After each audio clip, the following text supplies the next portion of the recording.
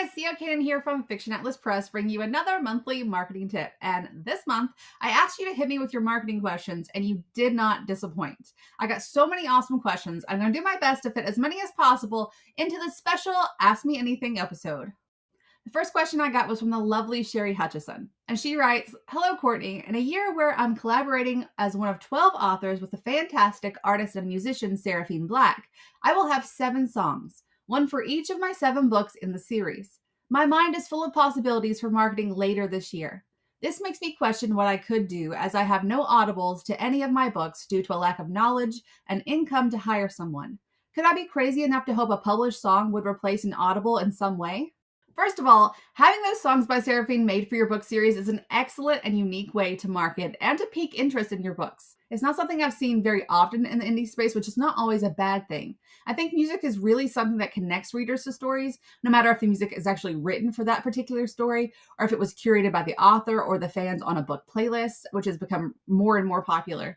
So you're already on the right track there. As far as audibles, I think you mean audiobooks.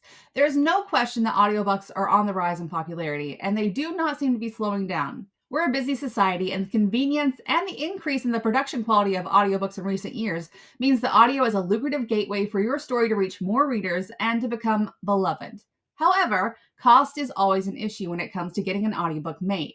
I do not think the published songs you mentioned can make the same kind of impact that a true audiobook would, and I would still consider finding a way to make an audiobook as part of your future plans, and perhaps if the songs do well, they can sort of be a stepping stone into generating more income so you can one day afford audiobooks. You can also try doing a royalty share through ACX. You can apply for grants, which I know I sent you a grant the other day for you to apply to, and there are more out there that I'll help you look for. Authors may be able to exchange services if you have a marketable skill, or you can try setting up a savings plan to produce an audiobook outright by saving a little bit at a time. So the songs may not be a replacement for audiobooks, but I still think that they're smart marketing and that they could help you on the road to developing an audiobook one day. The next question comes from the awesome Raylene Demeester, and she wants to know the different options for ARC distribution. Now, ARCs are advanced reader copies for those who don't know. I believe I've created a few videos in the past about resources for ARC distribution, but I've never compiled a comprehensive list, so I'm going to give you some of my top faves, and I'm also going to give you some ideas on how to do this on your own. By and far, my favorite site to work with for ARC reviews is Book Sirens. I get high quality reviews from them every single time. No copy and paste, like bogus reviews. They're always good quality. They do have a free tier that I use often, and they even have a free resource page where you can find bloggers based on genre and their preferred bookish format, which is a resource that I find invaluable. The next company I want to shout out is Story Origin. Evan works tirelessly to make Story Origin the resource for indie authors for many, many, many, many things. But I love the ARC review and beta read options offered there. It's easy to use. I get pretty good responses from reviewers, with most of them following through. And Story Origin takes care of all the technical stuff for me, so I'm not having to walk readers through how to download, sideload, or locate anything. Story Origin also offers audiobook review, which I find many other services lack support for. I've also heard many great things about BookFunnel, though I don't use that site myself, but many authors do, and many authors trust it to deliver their ARC securely. Now let's talk about DIYing it. You can distribute ARCs yourself via email. This does take more time. It can also deliver a better outcome by establishing a closer relationship with your readers. When readers feel like they actually know you, they're more apt to follow through with their reviews than when they're submitting to something that's an automated system. This also gives you more of a hands-on way to thank them for their time and to build a team of readers who go on to read and review future releases. This does take lots of organization, follow-up communications, time, and technical know-how, so it might not be for everyone. I still distribute some ARCs this way in conjunction with Story Origin, which I use as my file delivery system, so you can really use it as a hybrid approach if you want to as well. The next question is from the lovely Ariel Dawn. Do you have any advice on marketing when you write cross-genre and mashup genres? Of course. So writing cross-genre or mashups can seem really challenging, but I think the key to making it work is highlighting what makes your story unique and worrying less about genre expectations and more about the vibe that you're projecting with the book and with your marketing. Consumers don't really think in genres as often as we might think they do. We're kind of in that headspace because we're authors and we're having to constantly focus on things like that. So instead, focus on an emotional moment, a trope, or a good hook that will capture attention and that will leave them wanting more. Because what readers want more than anything is to escape reality and to get lost in the story, your story. And if you're not quite sure if your chosen vibe is hitting, try some split testing on different approaches to see what sticks and what gets a favorable response. Use comparable marketing to help explain further what to expect from your book. You see this a lot in taglines like, this book is X-Men meets Lost, or this book is perfect for fans of blank and blank. So again, you're selling a feeling rather than a clear-cut genre. Okay, our next question is from the amazing KRS McIntyre, and her question is, how to keep momentum going after a book release? This is a really good question, and a lot of authors struggle with keeping sales and excitement for a new book going after release week or the first month of release. So I'd say the very first thing that you should do to keep the magic going is to start with the people who have already read the book. Ask these people to share with you. Ask them about their favorite parts, their favorite characters, what shocked them. What are they most looking forward to having resolved in future books? Ask them to fan cast characters or to share playlists or individual songs that remind them about your book or your characters. Do a live read of a few chapters of the book or do a Q&A session so you can get that one-on-one connection and keep the book in the forefront of their thoughts, which can lead to them recommending it, posting about it, and regardless of if they do either of these things, asking these questions publicly on your platform will help you boost engagement on your posts. And those posts will be pushed out by the algorithm to new people who see the excitement of those people who have read and they decide to try it for themselves. Another thing that happens is that a lot of authors stop talking about their new release and they just kind of let it fall off the radar. Never stop talking about your books. Don't be trying to sell it all the time, but you do need to keep excitement about it up by talking about some of the things that happen in it, what it was like to write it, how happy you are with the way that it's being received. So maybe you could read out some of the reviews that you've been getting, or you can mention some of the milestones that your book has hit, but just finding little ways to celebrate the book even after release to keep it at the forefront of people's thoughts without pushing sales too much. Now, you can do this on your social medias, and you should talk about it on your social medias, but I also recommend finding other places away from your regular audience and away from the people that see your posts every day so that you can find new people who are still in your target audience, people who haven't had the opportunity to learn about you or the book yet. Where do you find these people? I find the best place is on podcasts and on interviews on YouTube, places like GoIndie Now, TikTok Lives, chats, virtual book clubs, or even local book clubs if you can find a suitable one in your area. You can do newsletter swaps with other authors in your genre, and you can even take that a step further and do like a little book interview with other authors where you interview each other and talk about your book and swap that instead of just the book link. So collaborate, seek out new outlets, and remember to check in with your loyal fan base. And of course, write the next book and hype that up until it's release time again. Okay, the next question is by Maeve Brooks, who actually asked me, I think, 5 questions. I picked 2, but I will personally answer the rest of them. The first question is, when is it a good idea to start your newsletter? Is it okay to start it before your first book is published? I always advocate for starting marketing as soon as possible. The more time you have to market your book and build a following, the better. This gives you time to build trust with your readers, establish a schedule, and have a bit of time to understand how tools like newsletters actually work before you have a big release. Because if you're trying to do that on a big release, if you don't really know how these tools work, if you make a mistake, it can cost you more than a few unsubscribes. It can cost you sales as well.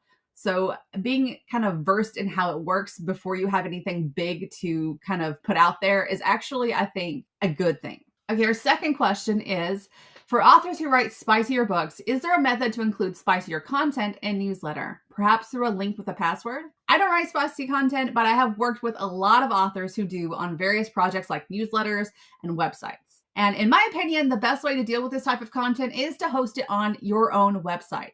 This gives you final control over it. With so many new laws and regulations coming up about this type of content, hosting on a third-party site can be risky, and you can have your accounts terminated or even face fines in some areas. And yes, as you mentioned, you can do this with a password-protected link for not safe for work content. There are lots of plugins and add-ons that can make this possible, and it will also give your readers a sense of exclusivity. I also recommend an age verification plugin for not safe for work content, just to protect you from any legal ramifications should a minor come into possession of that password. The next question is from Self-Hug XOXO, and they write, how do I pitch my story to my target audience? Well, before you pitch, make sure you've identified your target audience correctly. Know the genre expectations, know the average age group and where those people tend to gather. Know your comparable titles so you can mention them and can target those fans with your advertising. Then you need to identify what makes this sort of person care about the story. What does your book have to offer a person like this? Think about it from the perspective of being a consumer. What actions from artists make you spend your money on their work? Once you've answered these questions, craft a short elevator pitch that incorporates the knowledge you have about your book and the knowledge you have about your target audience. Choose something emotional and something that leaves the reader with a question that they need answered, or a yearning to know more either via intrigue or familiarity with the stories that they already love. It won't all be perfect the first time you pitch, so do split testing with different approaches until you find what works best for each demographic in your audience. Okay, the next question is from author Celia Cleveland, who writes, "How can you keep motivated when you feel like you're screaming into the void?" I can understand this feeling. It can feel like no one is listening or no one cares sometimes, but it's usually because you're not connecting with your readers in a meaningful way, you're not reaching the people your books are actually meant for, or the overall quality of your book is lacking somewhere. It's okay to take a step back to reevaluate your marketing to see which of these cases could be true. First, let's start with quality issues, as those are some of the easiest to identify. Your cover could be poorly made or even be beautifully made, but not meet the genre expectations, which confuses readers. Your blurb could be too long, it could be too short, or it could just be too boring. Your blurb should start with a hook that makes the reader stop browsing and need to know more. It should not be an info dump or be so vague that there's confusion rather than intrigue. Your book could need better editing or formatting. If you haven't had your book professionally edited and a reader uses the look inside feature and finds like 5 errors right off the bat, they're probably not going to spend their money on that book. And the same goes for formatting issues. If the interior is sloppy or if it's difficult to read, no one's going to waste their money on it. And if you've priced your books higher than the current market calls for, or even if you've priced them too low, then it has a perceived value problem. Readers either feel like you're cheating people or that your book must not be very special if you're practically giving it away. These issues are why research into your specific genre norms are so important. Now, if your product meets reader expectations, but you're still having issues, then you may be failing to actually connect on a personal level with your marketing. Make sure you're asking readers questions, seeking their input, and providing some insight into the personal journeys that you've taken with your books. Give them the why and invite them to ask questions of their own. You may be doing all these things right and still feel like it's not making a dent. And if that's the case, it's likely that you're marketing to the wrong people. One of the most important parts of marketing is research and being able to identify who your target audience is, where they hang out, and what gets their attention. To figure this out, break your book down into its key themes, its tone, its tropes, its genre, its setting, and so on. And then use those to search for books that are similar to yours. These are called comp titles, and it's what I do every week on the Indie Connection. Chances are people who like those books will also like yours, and they would be in your target audience. Study the way the authors of these books interact with their readers, where they do it, and what type of reader this tends to be so you can develop a mirror audience. Also, just for a little pick-me-up, I like to read over reviews, beta comments, anything that makes me feel positively about my book. That also kind of helps you when you just feel like nothing's working.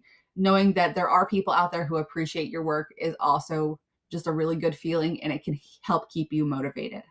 Okay, and our last question comes from the lovely April Nyarain. Can you make money off of short stories to help feed your novels and your wallet? Yes, you can actually make money off of short stories, and that's the case for many indie authors, myself included. Shorts are and always have been a great way to generate income, to generate interest in your standalone and extended works, and to create a following for yourself. If you write a short that really hooks a person, they're going to go see what else you've done. You can sell your shorts individually. You can sell them as a personal collection.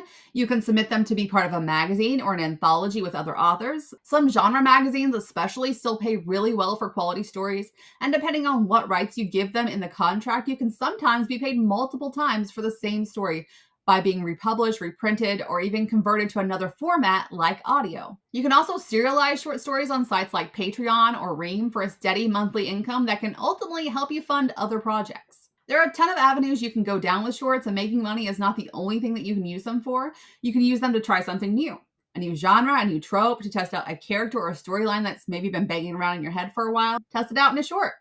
See if it gets a good response and ask your audience if they want more. So yes, I definitely see potential in shorts. They probably won't make you rich, but they can keep you comfortable and even help you gauge where to go next with your longer projects.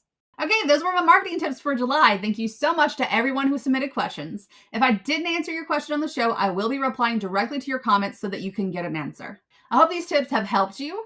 And as always, I'm happy to answer any questions that you have about today's marketing tips or marketing in general. You can email me at info@fictionatlist.com with your questions, or check me out on my websites that are listed below. Also, don't forget to check out my marketing tip playlist on YouTube so you can watch any previous tips that you might have missed. You can also ask questions in the comments there. I'm happy to answer them. I hope you have a lovely month, and I will see you next time.